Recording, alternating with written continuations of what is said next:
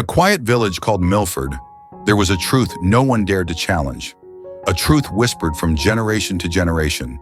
A truth that haunted every family. No one in Millford ever lived past the age of 65. Not a single soul.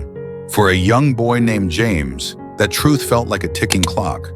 James was only 17 years old. He was the only child of his parents, born late into their lives. His father was already 60 and his mother was 55.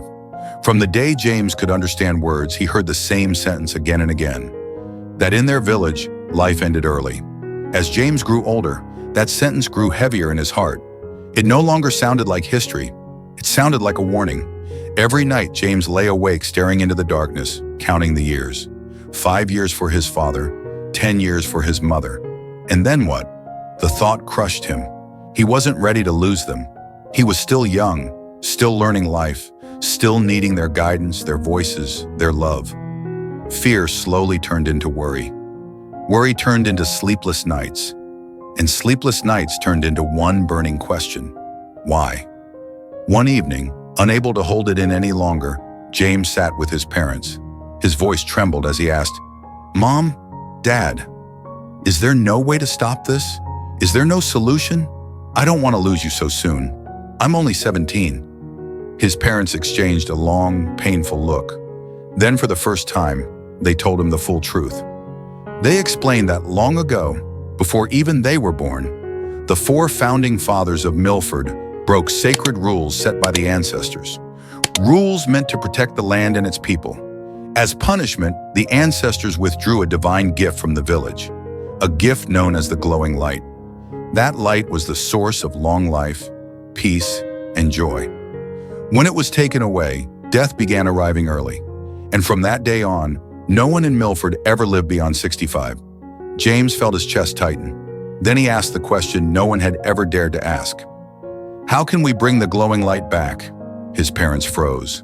Fear filled their eyes. They explained that the glowing light was hidden deep inside the evil forest, a place no one dared to enter and return from. Without hesitation, James stood up and said, "Then I will go." His parents broke down in tears. They begged him not to go. He was their only son. But James had already made his decision. He wasn't just fighting for his parents anymore. He was fighting for his entire community. With nothing but a machete in his hand and courage in his heart, James walked straight into the evil forest. The forest was dark and silent. Branches clawed at his clothes as he pushed forward.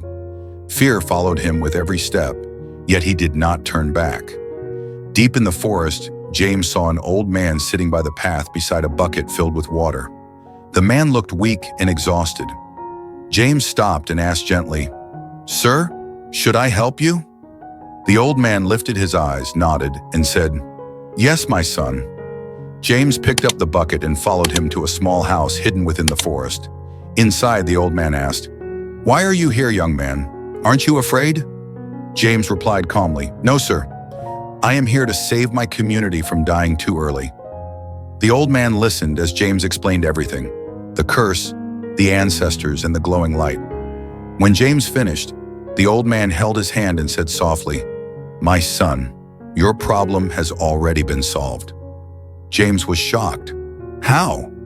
Suddenly, the old man's presence changed. His voice grew deeper. The air felt different. "I am one of the guiding ancestors of this community," he revealed. James fell to his knees in disbelief. The ancestor continued, "Your kindness revealed your heart. The glowing light was never hidden from the brave. It was hidden from the selfish." And they hugged each other, and the ancestors said, "This light belongs to your people." They embraced, and in that moment, the forest no longer felt evil. James ran back to Millford with the glowing light. When he arrived, the entire village gathered in disbelief. His parents wept with joy as the light returned to the land. From that day on, everything changed. There was no more premature death. People lived beyond 65. Peace returned. Joy returned. Life returned. That is the power of helping others, even when you do not know who they are. Because sometimes kindness is not just a good deed, it is the key to changing destinies. Now tell me in the comments section, and be very honest, if you were James, would you risk your life to save the whole community? And would you help the old man you met in the evil forest? Like, subscribe to Word and Soul, and share for more stories like this.